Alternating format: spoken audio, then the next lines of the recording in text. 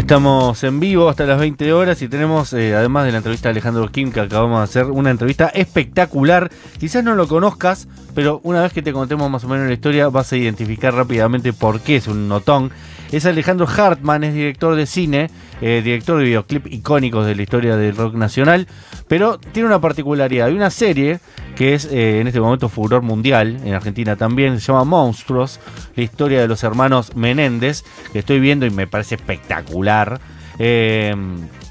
Y como suele hacer Netflix con los casos inspirados en casos reales, una vez que estás terminando la historia, te venden el documental con la historia de verdad, inspirada en los hechos reales, pero de verdad, con protagonistas que fueron parte, en este caso los hermanos Menéndez, y el buen laburo que hicieron acá en Argentina, en otra serie que seguramente ustedes vieron todos, que se llama El caso María Marta, también inspirado en hechos reales, por el mismísimo Alejandro Hartman.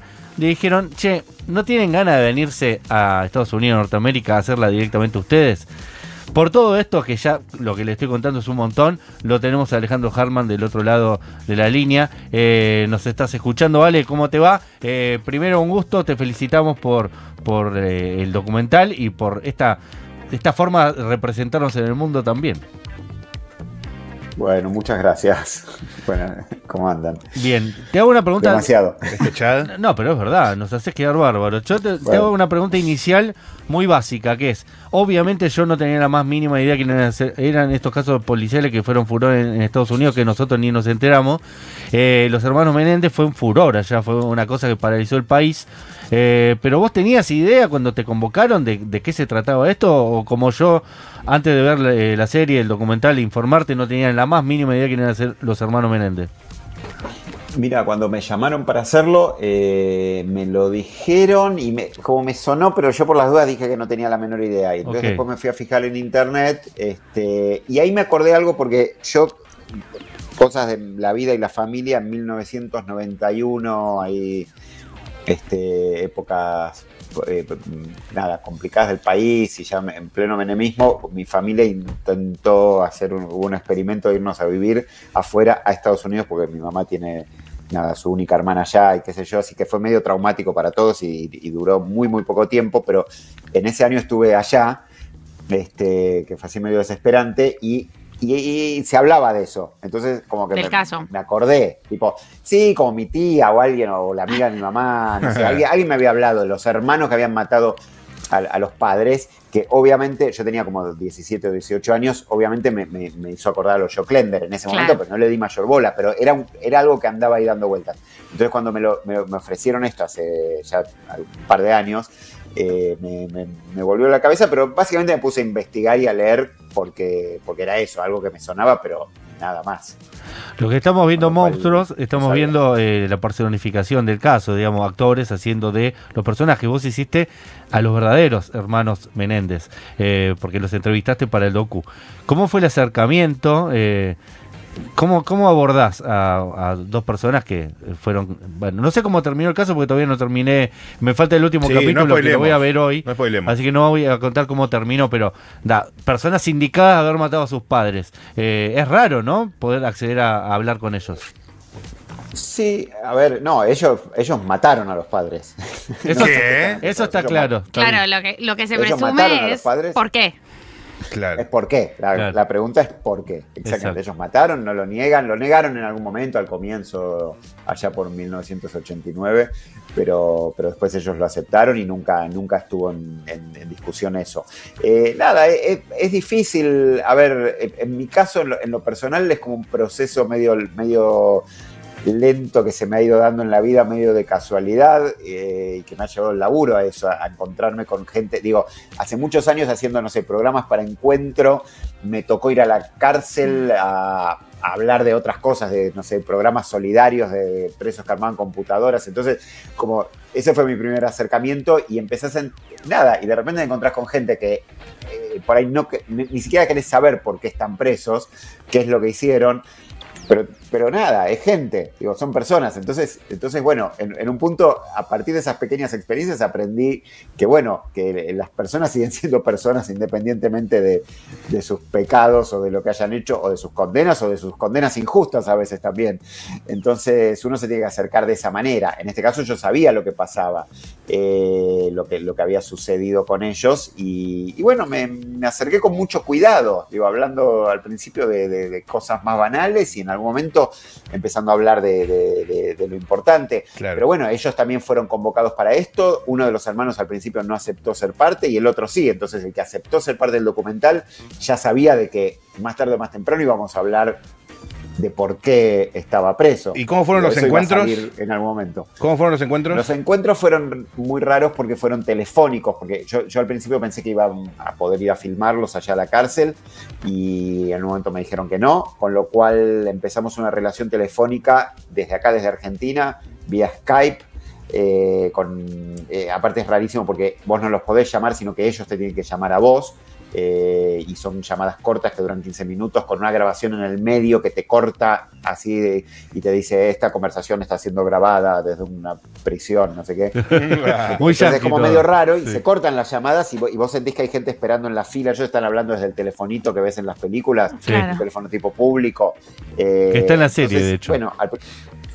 Bueno, debe haber algo así. Yo vi un cachito de la serie nada más, pero sí, de la típica de la cárcel norteamericana. Claro.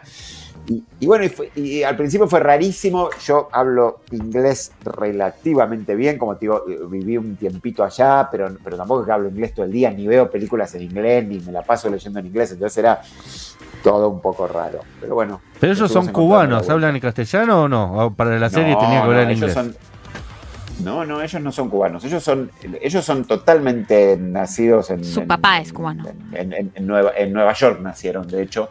El papá es cubano que se escapó de la Revolución Cubana cuando tenía como 15 años. Y la madre es una gringa de Michigan, pelirroja, bien yankee. Y justamente una de las particularidades de esta familia es que es una familia... Eso, mitad muy latina, mitad muy norteamericana. Claro. Y de hecho en las propias familias no querían que ese matrimonio sucediera. Tiene todo un tema ahí con los orígenes. Ale, es que me salen puras expresiones exitistas argentinas, pero un Decilas. poco, claro, todas. ¿qué se siente romperles el orto a los dueños del policial? Pero un poco es el invento del true crime que la verdad que Estados Unidos lleva dominando en todos los formatos. Podcast de true crime, como muy obsesionados con el tema true crime. Es muy interesante también las estadísticas de quién mira el true crime, porque hay como una disparidad tremenda entre mujeres y varones que miran true crime. ¿Sí? Sí, son ¿Quiénes miran más? las mujeres. Mirá, Pero te estoy diciendo Qué en un sucias. nivel 70-30. Es como una barbaridad Wow. Sí, salió un artículo, creo que de Guardian, sobre el tema, o alguno de esos medios que dijo por qué las mujeres miran tanto true crime. Wow. Y vos, ¿cómo empezaste con el true crime argentino? Y yo te leí en una entrevista en estos días diciendo, bueno, nosotros tenemos una manera de hacer las cosas que es distinta y ahí hemos ido congeniando. ¿Cómo fue eso? Que también es casi recolonizar una forma narrativa. Sí, es muy raro. O sea, es raro.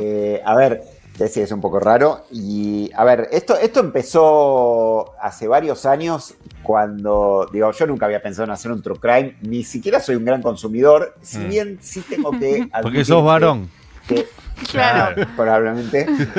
No, tengo que admitir que uno de mis referentes en el mundo documental, uno de mis ídolos como director, probablemente mi ídolo en el mundo documental, es un señor que se llama Errol Morris, que es un director muy experto en hacer entrevistas, pero que quizás su película más conocida, o una de sus películas más conocidas, es una que se llama The Thin Blue Line. Es una película también de los 90, de la época de los Menéndez, justamente, que en la cual yo creo que él inventó este género, este formato que uno ve en Netflix o en otras plataformas, un poco lo inventó él, y aparte es un documental fantástico. Entonces, bueno, algún interés por ahí puedo decir que tenía.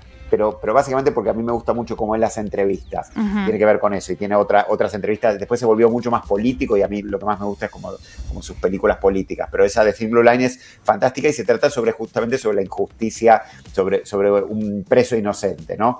Que me parece que es lo interesante del true crime, más que el suspenso o toda la cuestión, si se quiere, Sherlock Holmesca Sí. o estilo Agatha Christie. Creo que lo interesante es que el true crime es un gran vehículo muy atractivo para hablar de cuestiones sociales, de cuestiones relacionadas, como en este caso, con el abuso, con lo que pasa dentro de las familias. Entonces eso es lo interesante. Ahora, volviendo a tu pregunta, esto nació un poco con que cuando, hacia 2018, 2019, yo venía hablando con un grupo de amigos respecto al caso María Marta García Belsunce, y justo había medio salido de Wild Wild Country, ¿no? La serie Claro. esta de Netflix. Sí. Y me acuerdo que en una reunión, algunos de los chicos que son finalmente los guionistas, ellos dijeron, hay que hacer una serie para Netflix.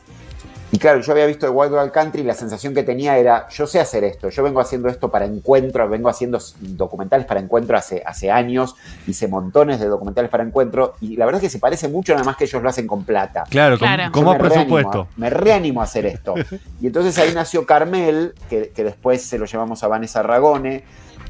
Vanessa es la productora del Secreto de sus Ojos, ganadora de un Oscar, y Vanessa le encantó y fue el vehículo para que lleguemos a Netflix. Y bueno, y eventualmente alguien vio en Estados Unidos Carmel, le gustó, y así es como me llamaron. ¿Qué hicimos de distinto nosotros? No estoy seguro. Creo que le pusimos un poquito de humor, tenemos algo de ironía, le pusimos seriedad al mismo tiempo. Es como una mezcolanza medio rara que quizás sí es un poquito argentina. Alejandro, Tiene que ver con cierta mirada un poquito irónica a veces de las cosas. volviendo al momento de la entrevista con los asesinos de sus padres. ¿En todo momento pudiste componer, digamos, o mantener la frialdad del entrevistador? ¿O te dio algún escalofrío en algún detalle que te hayan contado sobre semejante hecho? El escalofrío, a ver, primero que, a ver, yo ya he estado en varias, digamos, después hice Nair, después de haber hecho Menéndez, en realidad hice, y la conocí a Nair y hablé con Nair. Bien, estás con proyectos, veo. Sí, ese ya se hizo, ya salió, que salió por Amazon, pero tuvo muy poca difusión, lamentablemente. Y Claro, porque salió la película y después sale el documental. Sí, lo que pasa es que fue medio raro, le hicieron muy poca promoción, pero si tienen Amazon está re bueno, lo codirigí con Tatiana Mereniuk, que fue mi guionista en la del caso Cabezas.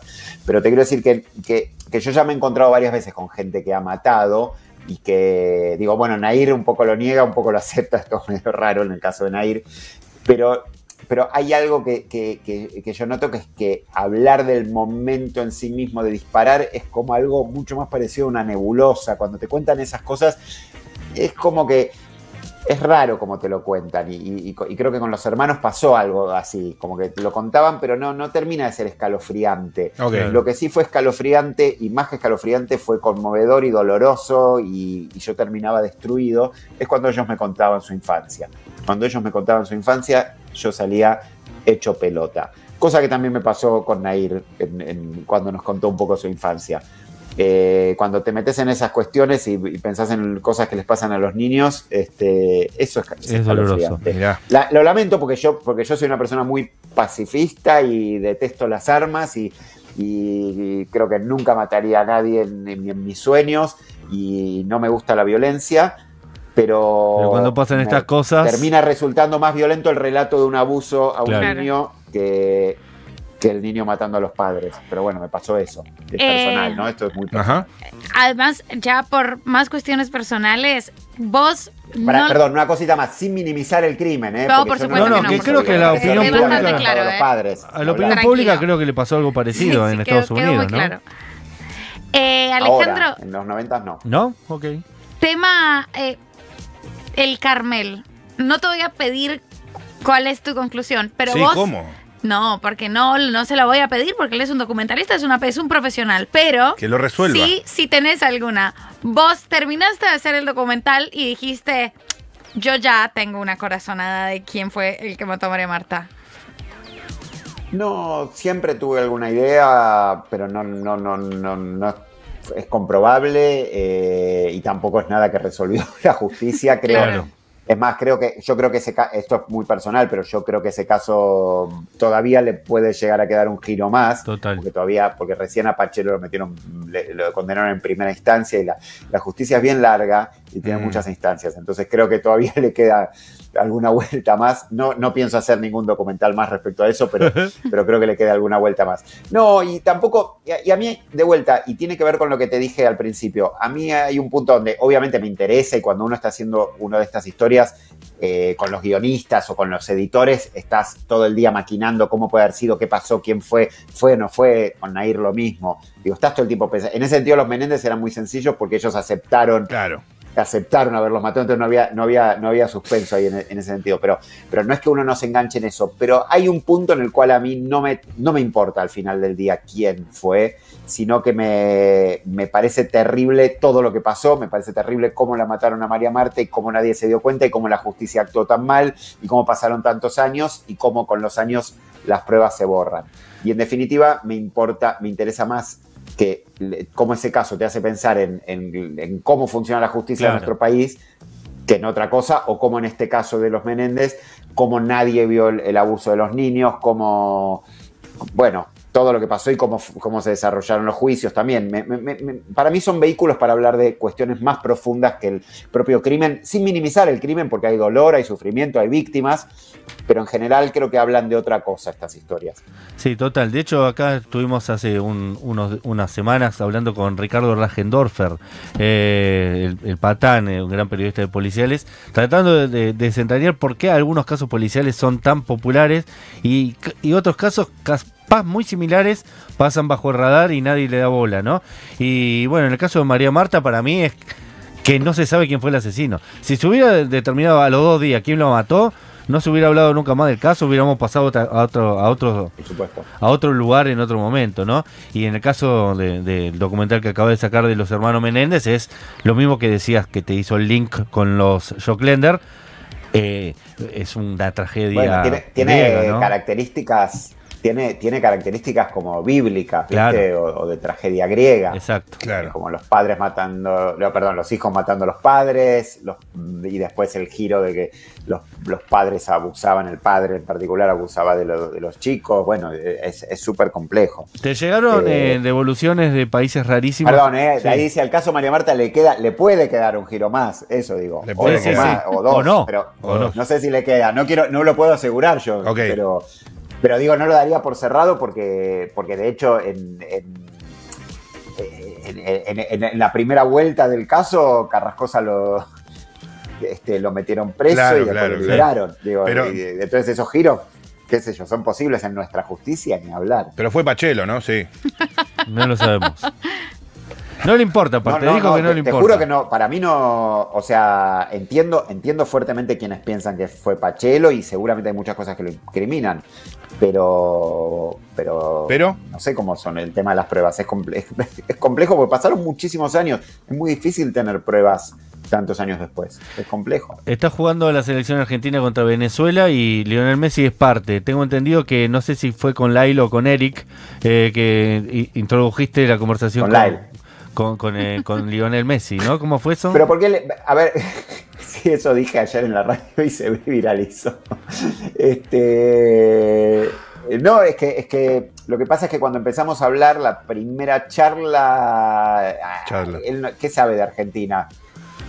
Messi. Saben poco de Argentina, pero bueno, pero sí, Messi ya era muy famoso y se estaba por venir el Mundial porque fue 2022, entonces él me hizo como el chistecito de, bueno, vamos a hinchar por Argentina, a mí me gusta mucho el fútbol y vamos a hinchar por Argentina.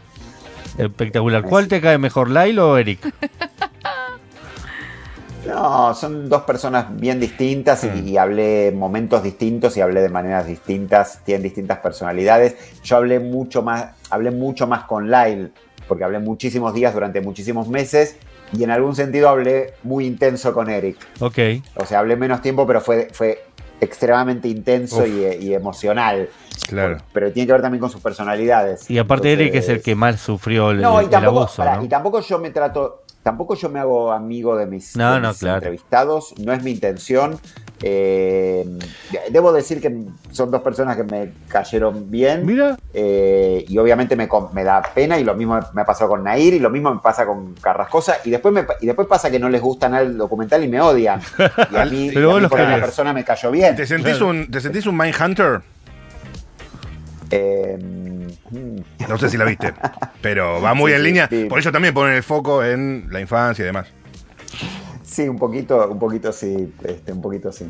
Pero a mí me interesa la gente, digo, más allá de lo que hicieron. Me parece que hay gente que no mató a nadie y que es igual de interesante. Claro, Hablando de sí. Mindhunter, uno de nuestros personajes en el documental, que es la doctora Burgess, que es una de las expertas, que es la que les hizo hacer los dibujos, cuando si lo ven o bueno, Lo vamos a vieron, ver cuando terminemos la serie. la doctora esa es la doctora de Mindhunter. Oh my God. Verdaderamente. No. En la que está inspirado el personaje. Ella realmente. La mujer de Mindhunter. La Sí, Mindhunter. que tiene marido e hijos, es como y se tomaron algunas licencias en el personaje, Claro. pero Ay, es la amo a ella. Sí, y ella es una doctora. Hay de hecho un documental, la misma productora que hizo lo de los Menéndez hizo un documental, pero no sé en qué plataforma está, y se llama Sobre ella. Mastermind o algo así, Ok, creo lo que se vamos a llama buscar. Sobre ella. Es una abuelita adorable que entrevistó, y muy inteligente, que entrevistó a Charles Manson y a no sé cuántos asesinos seriales más. Un personaje fantástico. Espectacular. Espectacular. Gracias por haber conversado con nosotros, Alejandro Hartman, y gracias por hacernos quedar tan bien en el mundo. Bueno, muchas gracias. Para mí es un orgullo llevar nuestro cine, nuestra forma de ver las cosas, y ojalá suceda muchas veces más con la cantidad de colegas requete talentosos que tenemos, y que nuestro cine siga pudiendo existir, porque está en serio peligro. Y si yo llegué ahí es porque hay cine argentino, no porque caí de un no sé dónde. Bien, del para cielo, algo no. sirve el Canal Encuentro, ¿vieron? Y el Inca. Bien, Inca. Así es. Gracias, Alejandro Hartman. Acaba de pasar por Después de la Tormenta. Notón sobre la serie del momento, no en Argentina, en el mundo entero, Monstruos, la historia de los hermanos Menéndez, los Oaklander Yankees. Dos cosas. Pensé que era Monster Inc. La primera, un consejito. Debo haber parecido Vamos un a imbécil. ignorarlo. Ya está disponible el cuarto episodio de la nueva temporada de Pecados Capitales, un podcast original de Futurock. En Futuros, Alejandro Grimson y Pedro Saborido, esos Uf, chats. Sí, te la dejé ahora, te iba a interrumpir, te la dejé. Discuten y se lanzan a imaginar qué propuesta tenemos para construir una alternativa política a la ultraderecha. Pecados Capitales, encontrarlo en el perfil de Spotify de Futurock. Y a partir de mañana, por la siguiente semana, va a venir Lu Miranda. Va a ser yo, Lu Miranda. Va a ser vos por un rato. Algunos los pone felices. A mí me pone muy feliz que los ponga felices. Quiero que no sea tan felices, pero felices. Contentos. Contentos y ya. Flor Fletcher estuvo en los controles, estuvo Julián Ingrata en la producción, estuvo Marco Arauz en el masterismo. Así, te poncha, no te poncha. Te pone en primer plano, te parte. Mirá la magia que tira. La pizza, la masa, para un lado, para el otro. Agustina Fernández Maldonado fue productora. Hizo las redes sociales y nos esforzó. Sonrisas mágicas. Y además estuvo Flor Brid editándonos para subir en redes sociales. En este momento la selección argentina acaba Ay, de ¿para perder. qué te traje? ¿Perdió?